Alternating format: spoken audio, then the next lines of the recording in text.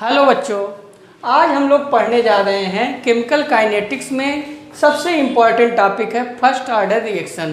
प्रथम कोटि अभिक्रिया क्या है। यह मैं क्यों कह रहा हूँ कि बहुत इम्पॉर्टेंट है।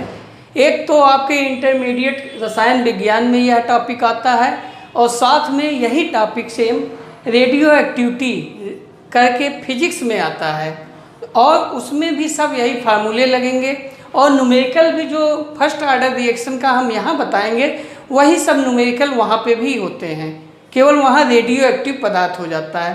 तो इसलिए यह टॉपिक आप एक जगह पढ़ेंगे तो आपको दो जगह काम देगा, इसलिए बहुत इम्पॉर्टेंट है। ध्यानपूर्वक देखिएगा। मैं इसका डेरिवेशन फिजिक्स वाली किताब में कैसे है वैसा भी आपको लगाने का प्रयास करूँगा और केमिस्ट्री में क्या है उसको भी साथ साथ बताऊँगा। फर्स्ट ऑर्डर रिएक्शन होता क्या है, नाम से ही स्पष्ट है, प्रथम कोटि अभिक्रिया। प्रथम कोटि अभिक्रिया वह अभिक्रिया होती है जिसमें रेट ऑफ रिएक्शन जो होता है अभिकारक की सांद्रता के एक घात पे यदि निर्भर करे तो उस अभिक्रिया को हम क्या कहेंगे, प्रथम कोटि की अभिक्रिया। इसमें मान लीजिए जैसे हमने सबसे सिंपल रिएक्शन ए से प्रोडक्ट बना रहे हैं, प्रोडक्ट लिखिए चाहे पी लिखिए। इसको हम दो प्रकार से इनिशियल और टी समय बाद कंसंट्रेशन दो प्रकार से लिख सकते हैं। एक रिएक्टेंट के पद में जब लिखेंगे तो A0 और AT, ये है जब हम एक्सपेरिमेंट स्टार्ट करते हैं यानी t बराबर 0 समय में, और यह जो है t बराबर t समय बाद यानी ये t समय बाद AT ही बचता है और प्रारंभ में A0। एक तो रिएक्टेंट के टर्म में इस प्रकार से बंटवारा होता है, लेकिन दूसरा जो बंटवारा होता है A से P तक प्रारंभिक सांद्रता आप मान लीजिए A है और यहाँ 0, और यदि T समय बाद ये है T बराबर 0 और यहाँ T समय बाद यानी T बराबर T समय बाद ये यक्स मात्रा बन रही है प्रोडक्ट, तो रिएक्टेंट की शेष मात्रा हो जाएगी A माइनस यक्स। तो इस प्रकार से दो प्रकार से आप कंसंट्रेशन को लिख सकते हैं, एक रिएक्टेंट के टर्म में एक प्रोडक्ट के टर्म में। तो हम दोनों प्रकार के रिएक्शन को अंत में आपको बताएंगे, क्योंकि न्यूमेरिकल में कभी केवल रिएक्टेंट का टर्म प्रारंभिक अंतिम दे देता है और कभी क्या कहेगा कि प्रोडक्ट इतना बना है, तब आप कैसे लिखेंगे, तो दोनों हम आपको बताएंगे। अब इसके लिए जब आप रेट ऑफ रिएक्शन लिखेंगे तो यहाँ पे स्टोइकियोमेट्रिक 1 है तो माइनस dA/dt ये रेट ऑफ रिएक्शन हुआ, और यह रेट ऑफ रिएक्शन चूँकि प्रथम ऑर्डर अभिक्रिया है तो यह rate of reaction K into reactant के एक ऑर्डर पे निर्भर करेगा यानी A का एक घात। अब इसका चूँकि ये dA और dt बहुत ही छोटे मान हैं, इसको आप डायरेक्ट मान मेजर करना, माप करना बहुत ही मुश्किल है, तो हम इसका इंटीग्रल करते हैं यानी समाकलन। समाकलन के द्वारा हम इस दोनों वैल्यू को बढ़ा देते हैं, जिसकी सहायता से हम फर्स्ट ऑर्डर में समय के साथ कंसंट्रेशन में क्या परिवर्तन होता है उस बात को जान जाते हैं। तो समाकलन करने पे, समाकलन करने का मतलब इसको जो समान राशि है नीचे लाइए तो हो जाएगा माइनस dA/A बराबर K dt। समाकलन करने पे समाकलन का निशान बना दीजिए, ये K कांस्टेंट है बाहर आ जाएगा, K जो है प्रथम कोटि अभिक्रिया का कांस्टेंट है। तो dA/A ये होता है बेटा, एक फार्मूला है dx/x ln(x), ये नेचुरल लॉग होता है। इस ln(x) को आप log 10 में बदल सकते हैं 2.303 से मल्टीप्लाई करके। पहले आप देखिए dx/x बराबर ln(x), तो यहाँ पे वही है dA/A माइनस है, रहने दीजिए, और साथ में हम यहाँ पे डिफिनिट इंटीग्रल करते हैं। डिफिनिट इंटीग्रल करने का मतलब ये है कि यहाँ t बराबर जब 0 है तो a की मात्रा यहाँ कितनी है वो लिख देंगे, तो a की मात्रा यहाँ A0 है, और जब t समय बाद देख रहे हैं तो AT हो जाता है। इसको कहा जाता है डिफिनिट इंटीग्रल। यानी हम समाकलन दो लिमिट में करते हैं। ऊपर वाले को कहा जाता है अपर लिमिट, नीचे वाले को लोअर लिमिट। जब हम समाकलन इसका करते हैं तो माइनस ये आता है log a। ये log a का मतलब ये नेचुरल log है, इसको log a न लिख के बल्कि ln लिखो, ln a यानी नेचुरल log at और a0। और यहाँ पे जो हो जाएगा k dt 1 into D T का यानी 1 इंटू डी एक्स का जो होता है यक्स होता है, तो 1 इंटू डी टी का हो जाएगा t और 0।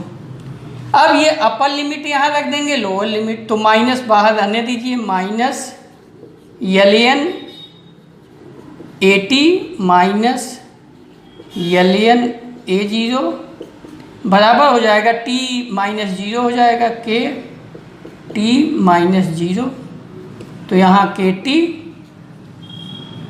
और यहाँ पे आपका हो गया ये माइनस ln at और ये प्लस हो गया यानी ln a0 minus ln at। log m minus n जो होता है, log m minus log n यदि हो तो इसका मतलब होता है log m बाई n। तो आप इसको एक में कर लीजिए, तो एक में कर लेंगे तो हो जाएगा ln a0 बटे at बराबर kt। अब यहाँ पे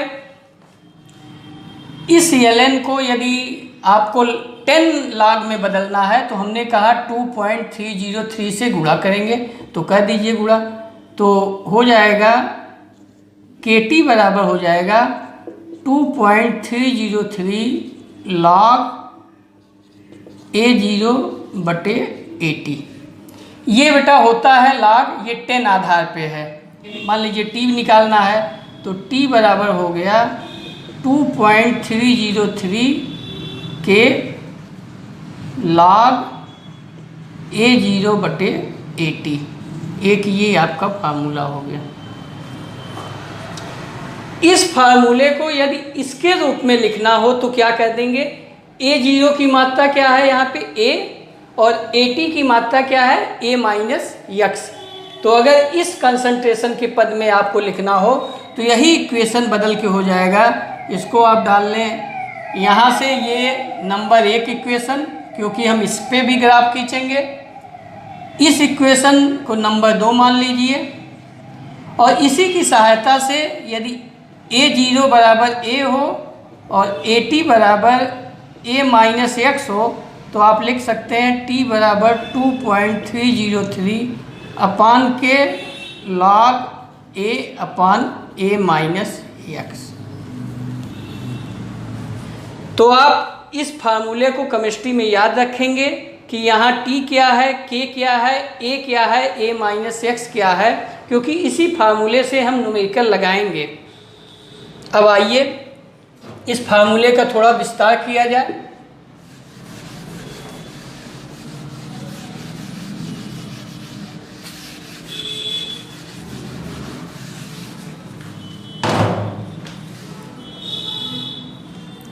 t बराबर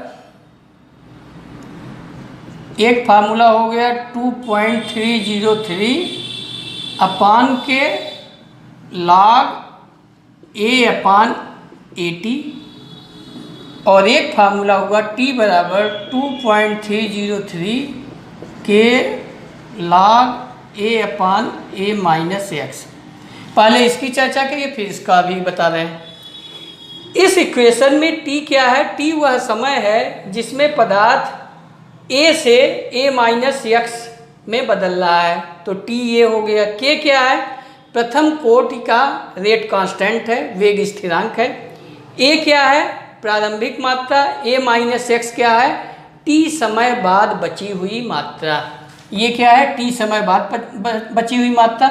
यदि इसमें a और x पूछा जाए तो a प्रारंभिक मात्रा, x क्या है जो प्रोडक्ट बना है, तो a माइनस एक्स शेष बची अभिकारक की मात्रा। इस इक्वेशन की बात करेंगे तो t बराबर वही, ये टाइम इंटरवल है t, के वेग स्थिरांक है, a0 जो है प्रारंभिक मात्रा है अभिकारक की, और at t समय बाद अभिकारक की मात्रा है। तो इस इक्वेशन की सहायता से फिजिक्स में ये वाला इक्वेशन आपको यहाँ n0 और nt यूज करके किया गया है। देखिए इस इक्वेशन को और दूसरी तरह से लिखना हो तो कैसे हम करेंगे, यहाँ से देखिए Ln बराबर है a0 अपान at kt, इसको उल्टा कर दीजिए तो हो जाएगा Ln at अपान a0, यहाँ माइनस kt हो जाएगा। क्यों? क्योंकि यहाँ माइनस लग जाएगा, at ऊपर करेंगे तो एक माइनस आएगा, यह माइनस यहाँ हो गया। अब ये नेचुरल लॉग पे है तो यहाँ से यदि हम दोनों पक्षों का लॉग ले लें तो ये हो जाएगा at अपान a0 और ये हो जाएगा e पावर माइनस kt। तो at बराबर a0 e power minus kt। Physics में यही फार्मूला है, जहाँ पे at को उन्होंने लिखा है nt और a0 को लिखा है n0 e power minus kt। nt t समय बाद कणों की संख्या, n0 प्रारंभिक कणों की संख्या। तो ये मैथमेटिकल डेरिवेशन हुआ। लेकिन जब आपको न्यूमेरिकल लगाना होगा तो ये फार्मूला या ये फार्मूला यूज करना होगा। हम इसकी सहायता से एक और आपको फार्मूला डिराइव कर देंगे जो अधायु काल और पदार्थ की प्रारंभिक मात्रा में किस प्रकार से संबंध स्थापित करता है, जिसकी सहायता से आप बिना इस फार्मूले का यूज करके भी बड़े से बड़ा न्यूमेरिकल लगा सकते हैं। लक्षण क्या है, कैरेक्टरिस्टिक्स। पहला लक्षण या विशेषता कह लीजिए केमिकल काइनेटिक्स की, हमने आपको बताया k बराबर या t बराबर, k बराबर 2.303 t log a upon a minus x। यदि आप इससे यूनिट का मान निकालना चाहें तो k की यूनिट का मान निकल जाएगा। एक कंसंट्रेशन है, a माइनस एक्स भी कंसंट्रेशन है, तो यहाँ कंसंट्रेशन समाप्त हो गया। यानी k का यूनिट जो होगा, k का यूनिट टाइम का इनवर्स होगा। यानी टाइम यदि घंटे में होगा तो आवर इनवर्स, महीने में होगा तो मंथ इनवर्स, ईयर में होगा तो ईयर इनवर्स। तो ये पहला पॉइंट हो गया k की यूनिट।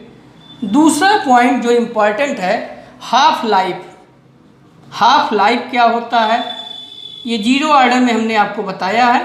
हाफ लाइफ का मतलब होता है अभिकारक की मात्रा जितने समय में अपने प्रारंभिक मात्रा की आधी हो जाती है वह समय ही अधायु काल कहा जाता है। उस अधायु काल को हम टी हाफ कहते हैं। क्या कहते हैं? T half. यानी ये टी का मान हो जाता है टी हाफ। ये कब कहते हैं? जब a माइनस एक्स, ये जो पदार्थ की मात्रा है, इस मात्रा की आधी हो जाए तो a माइनस एक्स बराबर क्या हो जाए? a/2। तो आप यहाँ पे उस मात्रा को रख दीजिए तो k बराबर हो जाएगा 2.303 अपान टी log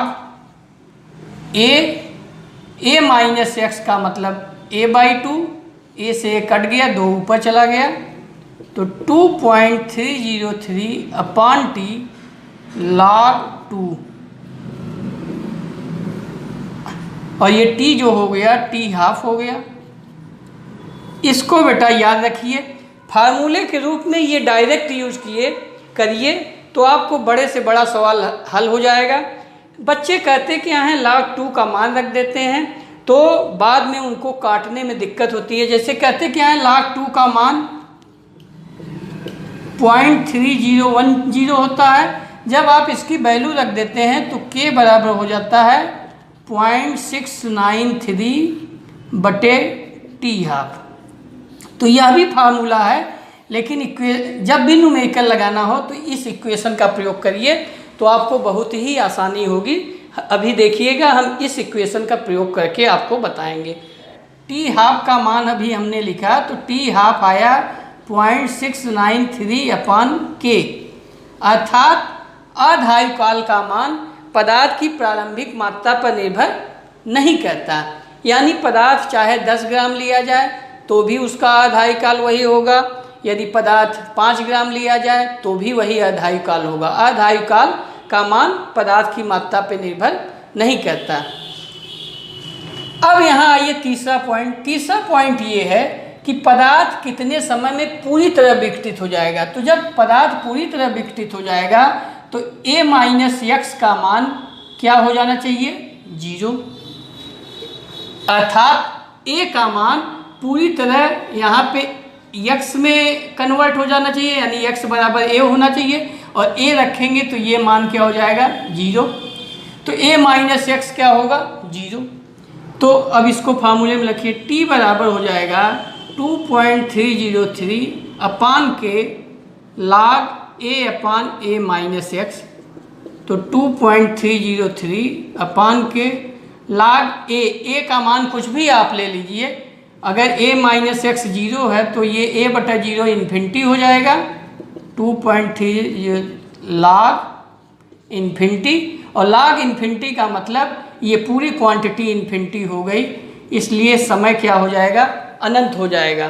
तो कोई भी पदार्थ अपनी प्रारंभिक मात्रा का पूरी तरह से विघटित होने में अनंत समय लेता है यदि वह प्रथम कोटि की अभिक्रिया के इक्वेशन को फॉलो करेगा। तो तीसरी पॉइंट है इसमें कि 90% समाप्त होने में कितना समय लेगा, 99.9% समाप्त होने में कितना समय लेगा, 50% वाला तो हमने आपको बताया।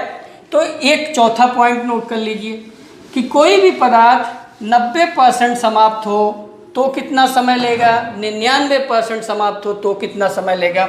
चौथा पॉइंट, मान लीजिए 90% समाप्त होने में पदार्थ कितना समय लेगा, 99% समाप्त होने में कितना समय लेगा, 99.9% होने में कितना समय लेगा, और 50% होने में कितना समय लेगा। ये सब एक दूसरे द्वारा संबंधित हैं।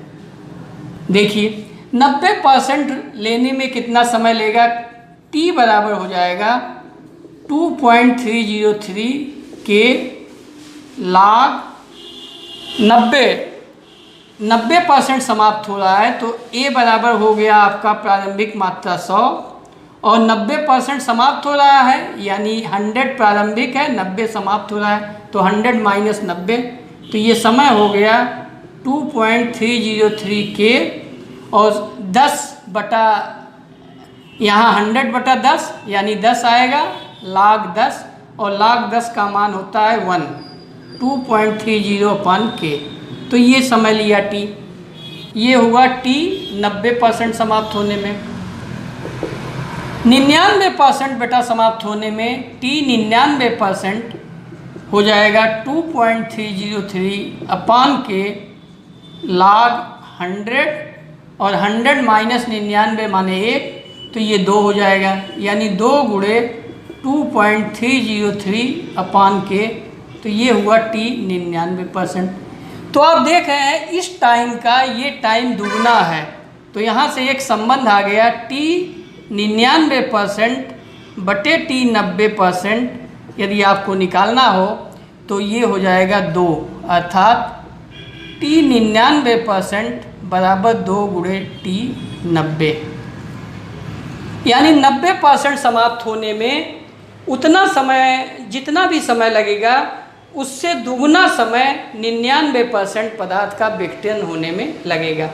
99.9 विघटन होने में कितना लगेगा इसको देख लीजिए, और 50% होने में कितना लगेगा। एक ही न्यूमेरिकल हो गया, 90% और 99% में क्या संबंध है। अब आइए 99.9% वाला निकाल लें, t 99.9, तो ये हो जाएगा 2.303 अपान के log 100 माइनस 99.9, तो ये हो जाएगा 0.1, 0.1 का मतलब ऊपर हो जाएगा 1000, यानी 2.303 अपान के log 99.1 माने 100 में से जब आप घटाएंगे 10 में से तो 0.1 आएगा, यहाँ 1000 हो गया, यानी 3 गुणे 2.303/k।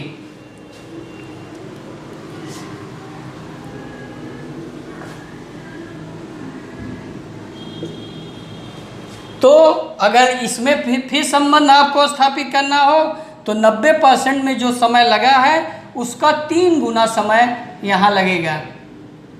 कितना समय लगेगा? t 99.9% में यदि आप देखना चाहें तो जो समय लगेगा t 90% का 3 गुना लगेगा। इसका क्या हुआ? ये 3 गुना समय लगा। और t 50% समय, और इसमें भी आप संबंध स्थापित कर सकते हैं। t 50% क्या होता है? t 50% जो है 2.303/k और log 2 का मान होता है 0.30।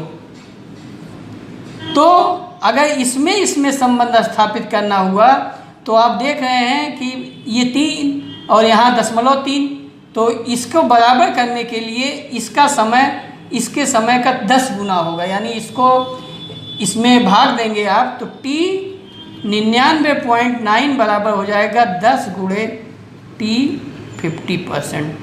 तो इस प्रकार से किसी भी अंश को विघटित होने में लगने वाला समय आप आसानी से निकाल सकते हैं, और t 50 का मतलब t हाफ लिख सकते हैं। एक और इसमें इम्पॉर्टेंट पॉइंट है कि बिना इक्वेशन के हम अर्धायुकाल के रूप में यदि समय दिया हो तो हम किस प्रकार से प्रारंभिक से अंतिम मात्रा निकालते हैं। ये क्विक मेथड है। क्विक मेथड कहाँ से आया है इसको समझ लीजिए। ये क्विक मेथड आया है k बराबर आप जान रहे हैं 2.303/t log a/a-x है। यदि हम कहें कि हमारा जो समय है यह समय दिया हो अर्धायुकाल के रूप में, यानी n गुणे t हाफ के रूप में, तब आप बताइए कि प्रारंभिक मात्रा और अंतिम मात्रा में क्या संबंध है। इसको आप जानते हैं ये a0 है और ये क्या है at है। तो हम उस फार्मूले का यूज करके निकालेंगे कि k बराबर 2.303 और t का मान हम लिख देंगे n गुणे t हाफ बराबर है log a0/at। और इसी के से हम अर्धायुकाल का मान t हाफ निकाले हैं। t हाफ इससे निकालिए तो क्या होगा? ये एक इक्वेशन है। दूसरा इक्वेशन k बराबर, ये यदि t हाफ है तो k बराबर है 2.303/t हाफ log, ये हो जाता है a0/at क्या हो जाता है log 2। तो आप k का मान यहीं रख दीजिए और इन दोनों इक्वेशन से एक संबंध आपको मिल जाएगा। तो जब आप मान रखेंगे तो 2.303 t हाफ log 2 बराबर हो गया 2.303 n गुणे t हाफ log a0/at। तो 2.30 t हाफ कट गया, ये n इधर आ गया, अर्थात log a0/at बराबर हो गया n log 2। ये n घात के रूप में चला जाएगा तो हो जाएगा log 2 पावर n। चूँकि ये एक फार्मूला है, m log n बराबर होता है log n पावर m, तो हम उससे लिख दिए। अब ये दोनों तरफ का log एंटी log ले लीजिए a0/at। जब हम एंटी log ले लेंगे तो दोनों तरफ का log हट जाएगा, तो a0/at बराबर हो गया 2 पावर n। तो at को उधर ले जाइए तो AT बराबर हो गया A0 1/2 घाते n, या इसी को ऐसे लिखा जाता है A0 1/2 घाते n। ये तब लागू होगा जब t बराबर है, टोटल समय t बराबर n गुणे t हाफ है। तो ये दो फार्मूले हैं। इसकी सहायता से हम डायरेक्टता निकाल लेते हैं। इसका देखिए क्या रोल है।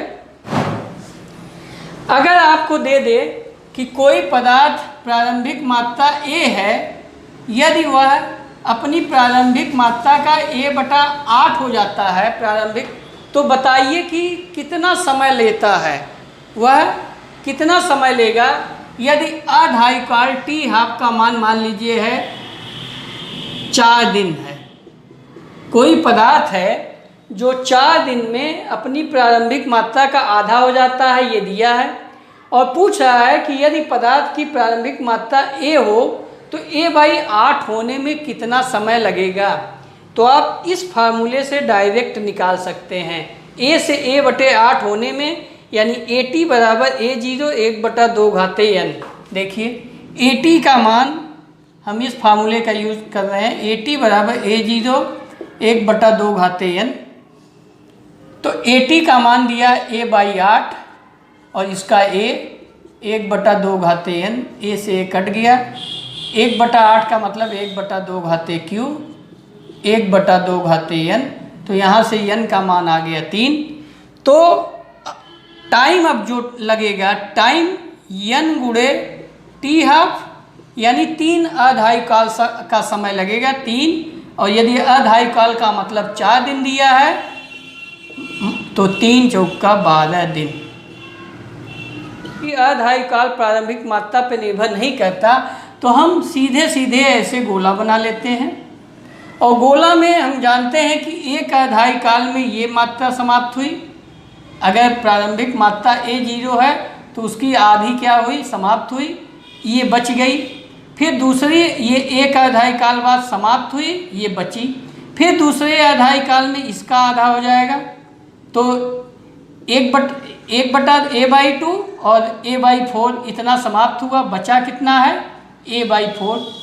तो ये एक अढ़ाई काल, दूसरा अढ़ाई काल, तीसरे अढ़ाई काल में इसका 1/4 हो जाए 1/2 हो जाएगा, तो A/8। तो यहाँ से यहाँ तक समाप्त हो गया A/8 बटा। चौथे अढ़ाई काल में करेंगे तो A/8 का 1/2 हो जाएगा A/16। तो इस प्रकार से हम गोले द्वारा, जब ये कंपटीशन में फार्मूले सवाल पूछे जाते हैं, तो हम डायरेक्ट बिना फार्मूले का भी प्रयोग करके इसको लगा लेते हैं। बेटा इस पे न्यूमेरिकल कई हैं, और मैं न्यूमेरिकल के लिए एक अलग वीडियो बना दूंगा, ताकि आपसे प्रथम कोटि आर्डर के जितने भी न्यूमेरिकल हों आप लगा सकें। लेकिन इसका एग्जाम्पल्स आप देख लीजिए। एग्जाम्पल्स यही मैं बता दूं। प्रथम कोटि अभिक्रिया जो होती है, इसके एग्जाम्पल्स हमने बताए कि जितने रेडियो एक्टिव पदार्थ हैं वह प्रथम कोटि अभिक्रिया के हिसाब से विघटित होते हैं। तो मान लीजिए हम लेते हैं रेडान। आप जानते हैं ये क्या है, helium, नियान, argon, krypton, xenon, radon. तो रेडान फाकन 2He4 ये होता है 86, और मान लीजिए ये है 222, तो 86 2 88, तो रेडियम 88 होता है, और 222 200।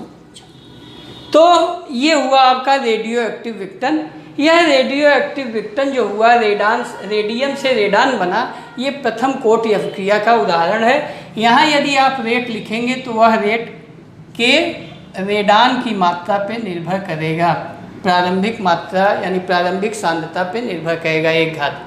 इसी प्रकार से N2O5 4NO2 + O2, यहाँ पे भी रेट जो है केवल N2O5 पे निर्भर करेगा, के N2O5, इसलिए प्रथम कोटि की अभिक्रिया है। इसी प्रकार से 2H2O2 2H2O + O2 में बदलता है, तो यहाँ पे भी रेट के H2O2 पे निर्भर करता है।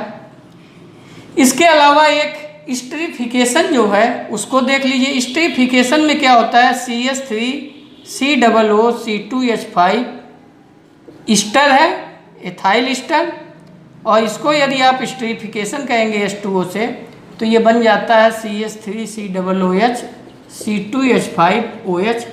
तो इस पे केवल मात्रा निर्भर करती है, तो रेट बराबर हो जाता है K ईस्टर CH3COO C2H5, या हाइड्रोजनीकरण कर दीजिए एथिलीन का C2H4 प्लस H2 C2H6 में, तो यहाँ पे भी रेट जो है K C2H4 पे निर्भर करता है। तो इस प्रकार से ढेर सारे एग्जाम्पल्स हैं जो प्रथम कोट अभिक्रिया को फॉलो करते हैं, इसीलिए यह टॉपिक बहुत ही इम्पॉर्टेंट है। यदि बेटा आपको मेरा ये पूरा वीडियो समझ में आया हो तो लाइक और सब्सक्राइब करना ना भूलें। Thank you. अगले वीडियो में न्यूमेरिकल के साथ आपसे मिलेंगे। धन्यवाद।